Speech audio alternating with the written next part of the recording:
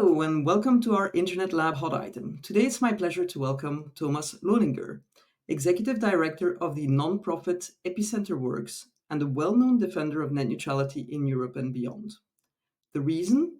A massive 237-page complaint submitted by the German Netzbremse Coalition to the German Federal Network Agency, BNetze, against Deutsche Telekom for net neutrality violations. Thomas, tell us more about this interesting development, not just for Germany, but also in light of the expected Digital Networks Act at EU level. Thank you, Caroline, and thank you for having me. Yes, we as a coalition of the National German Consumer Protection Organization, der Litigation NGO, Gesellschaft für Freiheitsrechte, our NGO epicenter.works, and Professor Dr. Barbara von Schewig from Stanford Law School. These four organizations and this one person submitted this complaint to the German telecommunications regulator because we see a clear violation of net neutrality in the interconnection practices of Deutsche Telekom. Why did we submit that complaint? Because users are harmed in their rights to use the applications and services of their choosing, irrespective of where in the internet those services are located. This is one of the rights that the European net neutrality law gives us. I had the privilege of working on that legislation over a decade ago, and we've used it many times against net neutrality violations. And we do so now here because we see that there is a massive level of infringements with the business practices of Deutsche Telekom. They managed to create a business model based on scarcity, where the internet pipe, so to speak, is only working when both sides of the pipe are paying.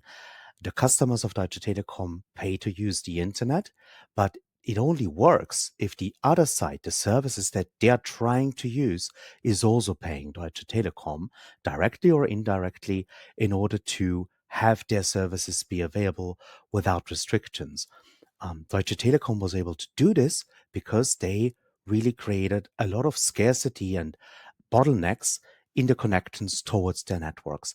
There isn't a way to reach the customers of Deutsche Telekom either via transit or any form of CDN or direct peering if you're not also paying. So you need to, in effect, have a paid fast lane in which only those services that are actually contributing monetarily to Deutsche Telekom have a way to bypass this bottleneck in which packet losses increases, data throughput is at a low point, any real-time application or bandwidth-heavy applications simply don't work. Our complaint is submitted in the name of three famous customers of Deutsche Telekom. Markus Beckedahl, the founder of Netzpolitik.org, one of the biggest donation-funded digital rights media outlets in Germany, and also founder of Republica, one of the biggest digital rights conferences in the world. Malte Spitz, the executive director of Gesellschaft für Freiheitsrechte, the litigation NGO, that is also a partner in our project, as well as Lina Eichstädt, who is a speaker for the Chaos Computer Club, one of the oldest digital rights organizations in Germany and also in the world. And these three people are formally why we can submit this case, but we are doing so also in light of the thousands of Deutsche Telekom users that are suffering under this scenario, because our complaint really has a huge collection of customer complaints that can be directly attributed to interconnection problems. They were sometimes attributed by Deutsche Telekom staffers, by people in the support forum in the official capacity saying, yes, this is an interconnection problem, but we simply can't do anything. And very often network measurements are supporting this assessment, and also VPNs are a way to test whether it is an interconnection issue or not.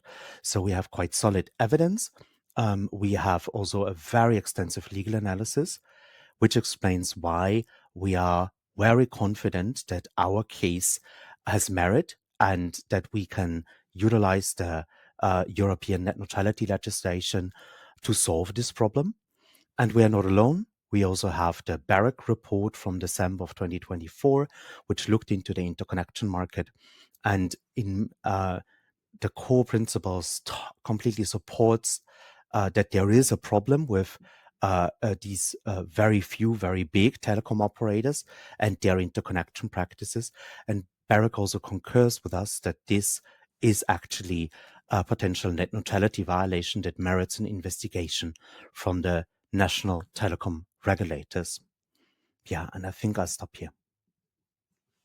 Thank you, Thomas. I think it's actually surprising to us because I think most of us, as you said, you fought for net neutrality a decade ago, and most of us thought that after the, to a certain extent, zero rating case, most of the issues had been solved and interconnection was doing well and was functioning well. Um, we also know that there have been rumblings for some time now, probably 18 months, 2 years, with the review or the modernization of Connectivity Act, and now it's called the DNA Digital Networks Act, I think is the latest name. There are rumblings by telecom operators saying, well, it's unfair. We need to get a fair share. We need to get network fees because of the heavy investments we've been doing, and that maybe some content providers are not investing enough. There's a lot of views on that, and I think maybe this case brings some clarifications on the dynamics and on the risks when those dynamics get played with, I guess.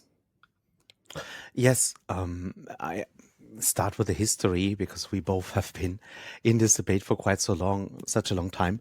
And I remember that in 2022, I was asked by ARCEP, by the French regulator, to write an op-ed for their annual report. And it was after the net neutrality judgment of the ECJ and after the Barrack guidelines were updated. So I actually wrote something how we can maybe move beyond net neutrality, because now the framework is really rock solid and protects users and innovation, and we can maybe move on. But then, of course, the network fee debate, the so-called fair share debate happened, that, as you said, is now really gaining speed and is on track to bring us legislation. And what we tried to highlight with this case is that we actually have a lot of evidence from the practices that ETNO and other telecom companies are proposing in the European debate. And those are extremely harmful for consumers, which is the primary constituency that we care about. That's why our complaint is so much based on the real dangers that we see for restricting freedom of choice online, restricting market entry barriers and innovation as well. But that there are also costs for all other areas of society, that such a model of regulating the interconnection space, or even having such a business model enforced because you have a big market share. Deutsche Telekom has a 40% market share in Germany.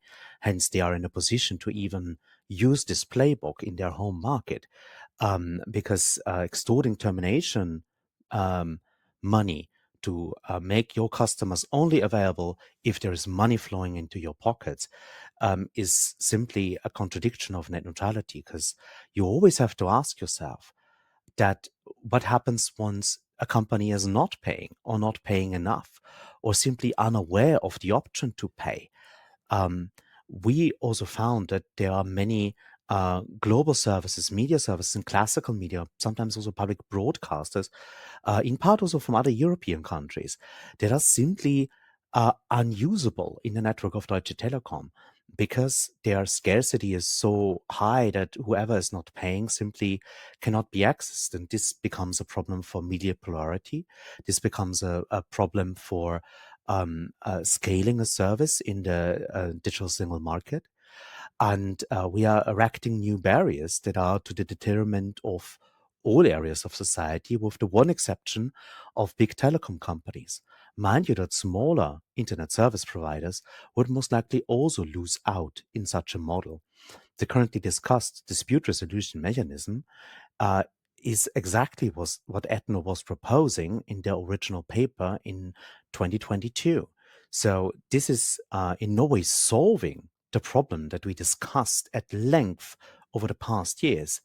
And this is a problem where the broadest possible coalition of stakeholders united, from civil society and the open culture movement, together with the record labels and music and film industry. These are arch enemies normally.